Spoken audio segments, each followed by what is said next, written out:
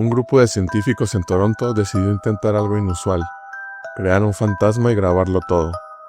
Estuvieron a punto de abandonarlo hasta que un giro absurdo en las reglas cambió la historia.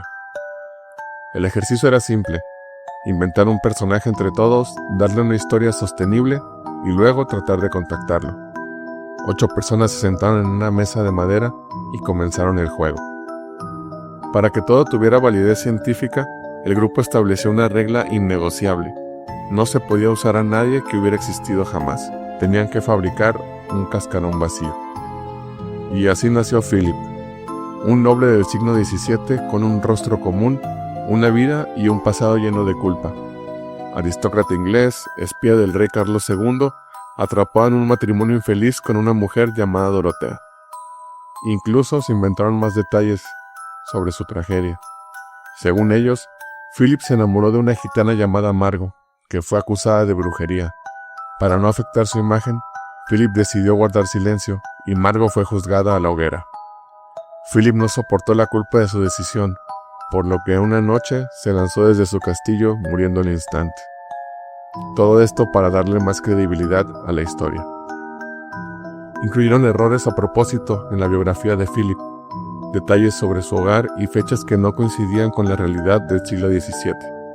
Todo esto para confirmar que si algo respondía, solo podría ser Philip. Una de las científicas, que también era ilustradora, decidió hacer una pintura con el rostro de Philip, para que todos pudieran mirar la misma cara al momento del experimento.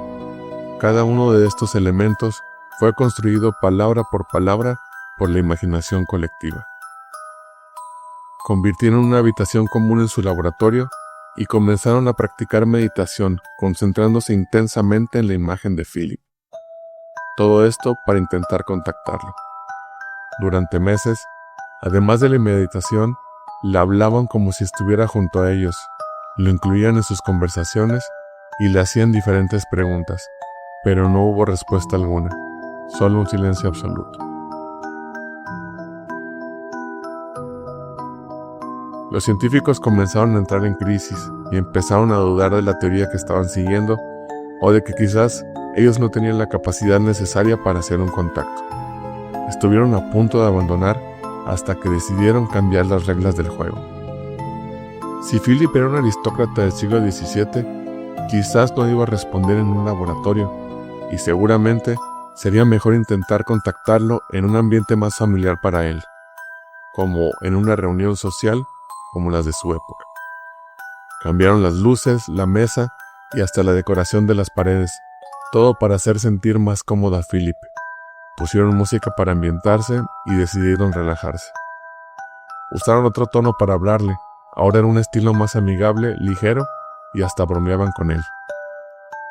No solo el experimento fue más llevadero, también al estar más relajados, fueron más receptivos a lo que había a su alrededor. Y un día ocurrió. Philip respondió.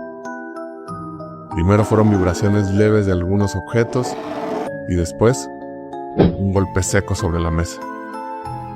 Con esto, establecieron un código simple: un golpe para sí y 2 para no.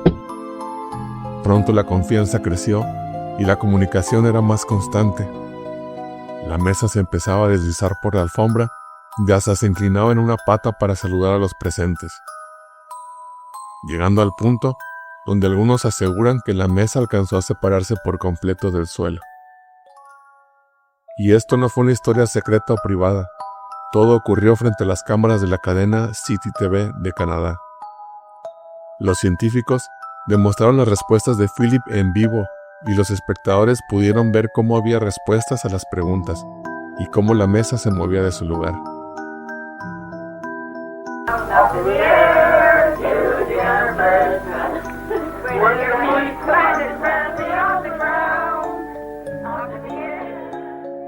A estas alturas, la comunicación fluía a un nivel que nunca hubieran esperado, tanto que el experimento de un momento a otro se volvió inquietante. ¿Por qué? Porque Philip estaba empezando a romper el guión de su historia, un guión inventado por los científicos, que quedaron impactados cuando Philip respondía a sus preguntas con información que ninguno de ellos había plantado en un inicio. El grupo le hacía preguntas trampa. Buscaban cualquier error o contradicción que revelara si era alguno de ellos. Pero Philip no se quedaba callado, y lo sorprendía con detalles en sus respuestas que jamás habrían imaginado. Era como si hubiera adquirido una memoria propia y tuviera la capacidad de traer esos recuerdos al presente. Parecía que el personaje habría cobrado tanta fuerza que ya no necesitaba a sus autores para existir. ¿Habían hecho contacto con algo o estaban creando realmente a Philip? Los escépticos apuntan al efecto ideomotor, movimientos musculares inconscientes que el grupo coordinaba sin saberlo. Otros hablan de una forma sofisticada de sugestión o locura colectiva. Pero los investigadores propusieron algo más profundo: la creación de un tulpa. En la tradición tibetana, un tulpa es una entidad física creada por la voluntad humana. Si 8 mentes enfocadas pudieron mover materia y generar una personalidad casi independiente, ¿qué dice eso del poder de nuestra mente? Al final, Philip se fue. Un día uno de los científicos le hizo una broma pesada, sugiriendo que era solo una invención, alguien que no existía y que no debían tomarlo en serio para nada. Y como si se tratara de un sueño, Philip dejó de responder. Desde ese día la actividad cesó de golpe y no hubo despedida alguna. A pesar de los intentos de recuperar el contacto, el silencio fue la única respuesta. Los científicos concluyeron que si Philip se movía, hablaba y respondía, no era porque un noble del siglo XVII hubiese regresado de la muerte, sino que era una prueba contundente de que la mente humana enfocada colectivamente tiene el poder de proyectar energía y crear fenómenos físicos. Este fue el experimento de Philip. Espíritus o proyecciones.